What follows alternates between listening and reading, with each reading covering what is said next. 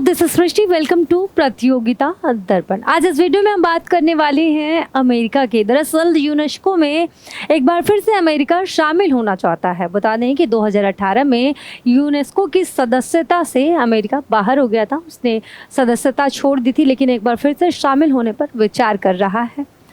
Video में आगे बढ़ेंगे और जानेंगे कि आखिर चर्चा में क्यों है और क्या क्या है इसमें खास बातें। देखिए, संयुक्त राज्य अमेरिका यूनेस्को में फिर से शामिल होने की योजना बना रहा है। इस कदम से संयुक्त राष्ट्र की सांस्कृतिक एजेंसी के साथ वाशिंगटन के 10 साल से अधिक समय तक चले विवाद का अंत हो गया।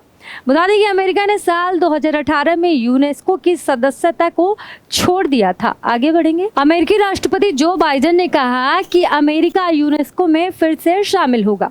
यूनेस्को में चीन के बढ़ते प्रभाव को रोकने के लिए अमेरिका ने फिर से संस्था में लौटने का मन बनाया है। चलिए अब जान लेते हैं कि आखिर अमेरिका यूनेस्को से अलग क्यों हुआ था। दरअसल 2011 में अमेरिका का वित्तीय योगदान यूनेस्को ने उस समय बंद कर दिया था जब यूनेस्को के सदस्य देशों ने बहुमत से फिलिस्तीन को एक सदस्य देश के रूप में स्वीकार किया था, जिससे अमेरिका ने 2013 में अपना मतदान का अधिकार खो दिया था।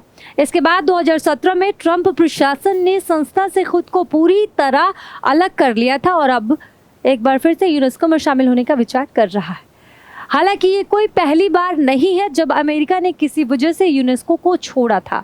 इससे पहले 1984 में रीगन प्रशासन ने यूनेस्को को ये कहते हुए छोड़ा कि एजेंसी सोवियत हितों को बढ़ावा दे रही है और वो भ्रष्ट और कुप्रबंधन से ग्रसित हो गई है। लेकिन उसके बाद अमेरिका फिर से 2003 में यूनेस्को का सदस्य बन गया। अभी चीन के बढ़ते वर्चस्व को रोकना अमेरिका की प्राथमिकता हो गई है। आगे बढ़ते हैं। चीन के असर से चिंता। संस्था में अमेरिका की अनुपस्थिति में चीन आर्थिक सहयोग बढ़ाकर और समर्थक देशों के बल पर प्रभाव बढ़ाता जा रहा है। इसके चलते यूनेस्को की नीतियों में चीन के दखल का खतरा पैदा हो गया है।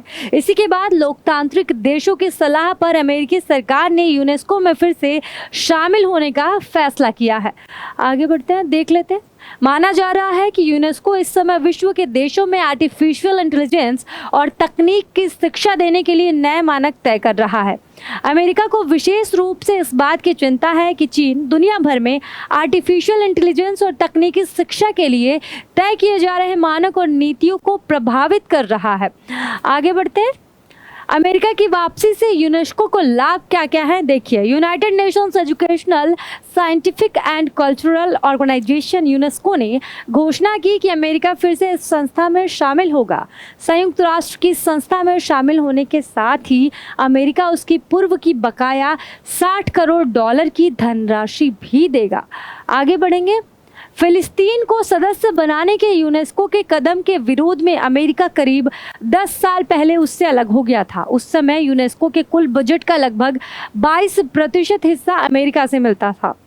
आर्थिक मुश्किलें झेल रही संस्था के प्रतिनिधियों ने अमेरिकी घोषणा का स्वागत किया है। बता दें कि अमेरिका वैश्विक संस्थाओं को सबसे ज्यादा दान देता है। अमेरिका के अलग हो जाने से यूनेस्को को बीते 10 वर्षों से आर्थिक कठिनाइयों का सामना करना पड़ रहा था।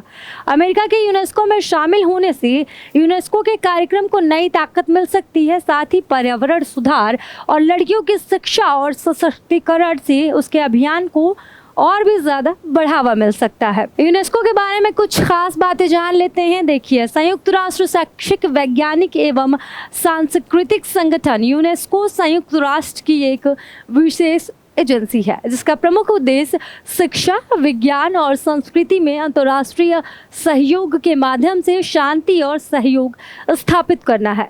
संयुक्त राष्ट्र की इस विशेष संस्था का गठन 16 नवंबर 1945 को हुआ था। फिलहाल के लिए इस वीडियो में सिर्फ इतना ही। उम्मीद करते हैं कि वीडियो में दी गई जानकारी आप लोगों को पसंद आएगी। अगर पसंद आए तो कमेंट में हमें बताएं। साथ ही ऐसी ढेर सारी जानकारी के लिए हमारे चैनल को लाइक, शेयर, सब्सक्राइब करना ना भूलें।